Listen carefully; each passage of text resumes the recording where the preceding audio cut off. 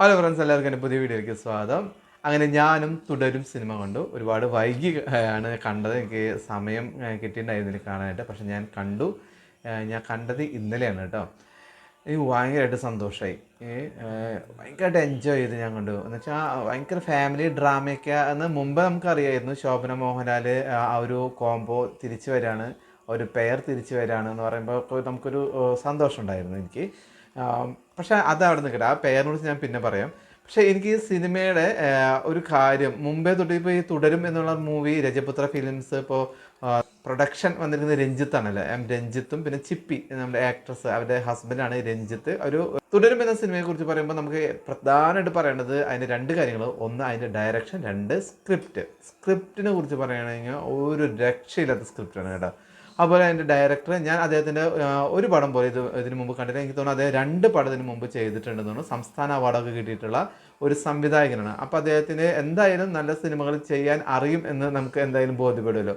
പക്ഷേ ഇങ്ങനെ commercial success ആയിട്ടുള്ള അല്ലെങ്കിൽ ഒരു ഇത്രയും എല്ലാവരും ഇഷ്ടപ്പെടുന്ന ഒരു ലെജൻഡിനെ വെച്ചിട്ട് അദ്ദേഹം ചെയ്യുന്നൊരു പടമാകുമ്പോൾ സത്യം പറയുകയാണെങ്കിൽ തുടക്കത്തിന് ഭയങ്കര ഹൈപ്പ് കിട്ടണ്ടായിരുന്നു. പക്ഷെ ആ ഒരു ഹൈപ്പ് ഈ പടത്തിന് മുൻപേ തൊട്ട് ഉണ്ടായിരുന്നില്ല.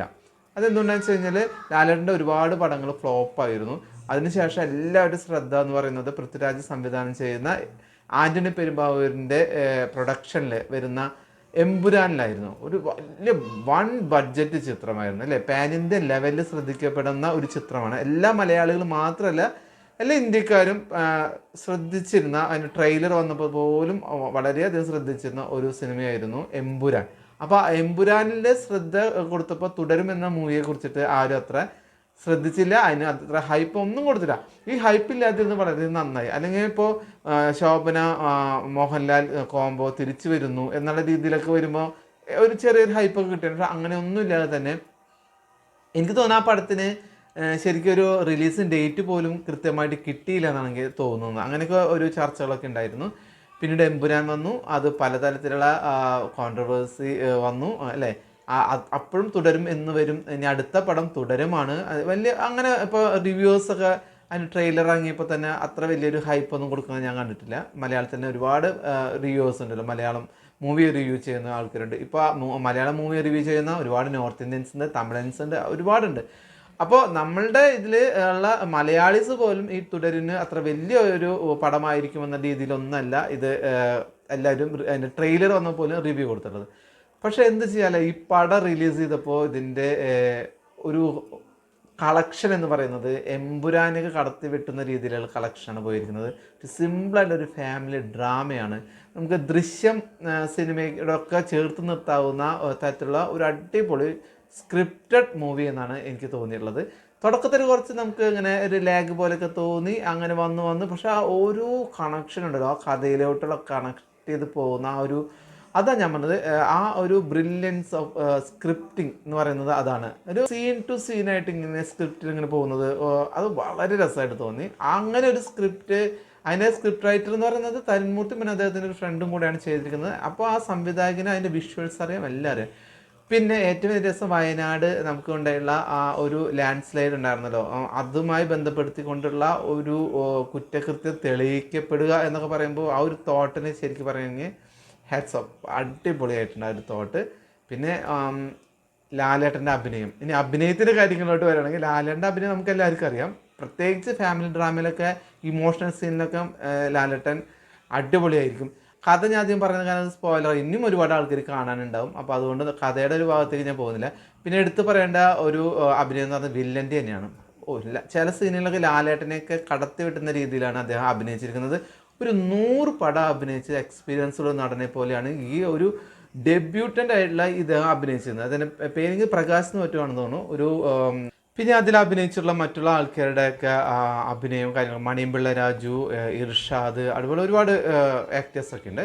പിന്നെ മോഹൻലാലിൻ്റെ മകനായിട്ട് അഭിനയിച്ചിട്ടുള്ള ഒരു നായകൻ, പിന്നെ പുതുമുഖമായിട്ടുള്ള അതായത് മകളായിട്ട് അഭിനയിച്ചൊരു പുതുമുഖമാണ്. എനിക്ക് തോന്നുന്നു 2 പുതുമുഖങ്ങളെന്ന് തോന്നുന്നു രഞ്ജിത്ത് ഇതുപോലെ ഇൻട്രൊഡ്യൂസ് ചെയ്യുന്ന, ഒന്ന് വില്ലൻ, പിന്നെ ആ ഒരു പെൺകുട്ടിയാന്ന് തോന്നുന്നു. അവർ 2 പേരും ഇൻട്രൊഡ്യൂസ് ചെയ്തിരിക്കുന്നത് ഈ പടത്തിലൂടെയാണ്. അവർ 2 പേരും അഭിനയ രംഗത്തേക്ക് വരുന്നത്.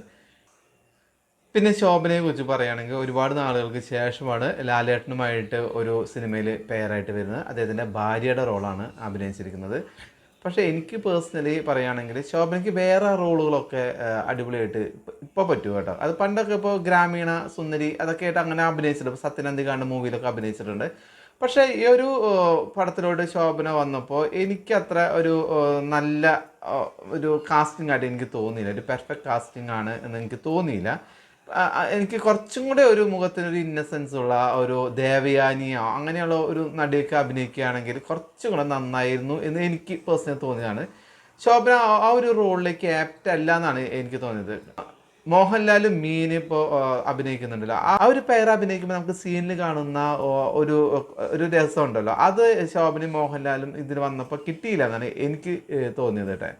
പിന്നെ ഒരുപാട് ആൾക്കാർക്ക് അവരിഷ്ടമുള്ള ഒരുപാട് ആൾക്കാർക്ക് അത് നന്നായി തോന്നിയിട്ടുണ്ടാവും. ഇപ്പം എനിക്ക് കണ്ടുകൊണ്ടിരുന്നപ്പോൾ അങ്ങനെയാണ് തോന്നിയത്. പക്ഷേ പണ്ടത്തെ സിനിമകളൊക്കെ നമുക്ക് ഇപ്പോൾ തേന്മാവിൻ കുമ്പത്താണെങ്കിലും അങ്ങനെ പടങ്ങളൊക്കെ വരുമ്പോൾ നമുക്ക് വളരെ നല്ലൊരു പെയറായിട്ട് തോന്നും. ഈ ഒരു ഇതിൽ വന്നപ്പോൾ എനിക്കത് കുറച്ച് മിസ് ചെയ്തതുപോലെ തോന്നി. പിന്നെ ഡയറക്ഷൻ്റെ കാര്യം അടിപൊളി ഡയറക്ഷനാണ്. തരുൺമൂർത്തി ഇനിയും ഒരുപാട് നാൾ മലയാള സിനിമയിൽ തുടരും എന്ന് തന്നെ നമുക്ക് പറയാം. അപ്പോൾ എനിക്ക് പേഴ്സണലി ഈ പടം ഒരുപാട് ഇഷ്ടമായി. ഒരുപാട് സീനുകൾ എനിക്ക് ഇമോഷണലായിട്ട് തോന്നി. അപ്പോൾ അതൊന്നും ഇവിടെ പറയാൻ പറ്റില്ല, ഏത് സീനുകളിലൊക്കെ അത് സ്പോയിലറായി മാറുന്നതുകൊണ്ടാണ്. അപ്പോൾ അതുകൊണ്ട് ഞാൻ അതൊന്നും പറയുന്നില്ല. കാണാത്തവരുണ്ടെങ്കിൽ എന്തായാലും പോയി കാണണം. ഇത് OTT റിലീസാണെങ്കിൽ പോലും തിയേറ്ററിലാണെങ്കിൽ പോലും എല്ലാവർക്കും ഇഷ്ടപ്പെടും. പ്രത്യേകിച്ച് ഇപ്പോൾ നമ്മളുടെ അമ്മ അച്ഛൻ അവരൊക്കെ ഉണ്ടല്ലോ, കുറച്ചൊരു ഏജ്ഡായിട്ടുള്ള ആൾക്കാരൊക്കെ ആണെങ്കിൽ പോലും അവർക്ക് ഇതൊക്കെ വീട്ടിലിരുന്ന് കാണുമ്പോൾ ഒരുപാട് ആസ്വദിക്കാൻ പറ്റുന്ന ഒരു മൂവി ആയിരിക്കും. അപ്പോൾ കാണാത്തവരുണ്ടെങ്കിൽ പോയി കാണുക. പടത്തിന് ഇപ്പം തന്നെ 100 കോടിയിൽ മേലെ പോയിരിക്കുകയാണ്. ഇനിയും കോടികൾ കളക്ട് ചെയ്യട്ടെ. ഇപ്പം നമ്മളെല്ലാവരും പോയി തിയേറ്ററിൽ കണ്ടാലേ ഇത് കളക്ഷൻ നമുക്ക് ഇത്രയും കൂടുള്ളൂ. അപ്പം നമ്മുടെ മലയാള സിനിമ ഇപ്പം തന്നെ നല്ല ഒരു പാൻ ഇന്ത്യൻ ലെവലിൽ നിൽക്കണം. എല്ലാവരും ഇഷ്ടപ്പെട്ടുകൊണ്ടിരിക്കുന്ന സിനിമകളാണ് മലയാള സിനിമയ്ക്ക് ഇപ്പോൾ വന്നുകൊണ്ടിരിക്കുന്നത്. അപ്പോൾ അതിലേക്ക് ഒരു പൊൻതൂവൽ എന്നുകൂടെ നമുക്ക് വേണമെങ്കിൽ തുടരും എന്ന സിനിമയെക്കുറിച്ച് പറയാം. ഞാൻ ഇതിന് വേറെ റിവ്യൂസൊക്കെ കാണാറുണ്ട്. ഇപ്പോൾ ഹിന്ദിക്കാരൊക്കെ റിവ്യൂ ചെയ്ത് തുടങ്ങിയിട്ട് മലയാളം, അവരൊക്കെ പറയുന്ന കേട്ട് നമുക്ക് അഭിമാനമാണ് നമ്മുടെ സിനിമകളെ കുറിച്ചിട്ട് അവർ പറയുന്നത്. ബോളിവുഡ് സിനിമകളെ കുറിച്ചിട്ട് അവർ നമ്മുടെ മലയാള സിനിമയോടാണ് കമ്പയർ ചെയ്യുന്നത്. മലയാള സിനിമകളാണ് ഏറ്റവും ബെസ്റ്റ് മൂവീസ് ഇൻ ഇന്ത്യ എന്നാണ് അവർ പറയുന്നത്. അപ്പോൾ എന്തായാലും അതൊക്കെ കേൾക്കുമ്പോൾ ഭയങ്കര സന്തോഷമാണ്. അപ്പോൾ എന്തായാലും അടുത്തൊരു വീഡിയോ ആയിട്ട് വരുന്നത് എല്ലാവർക്കും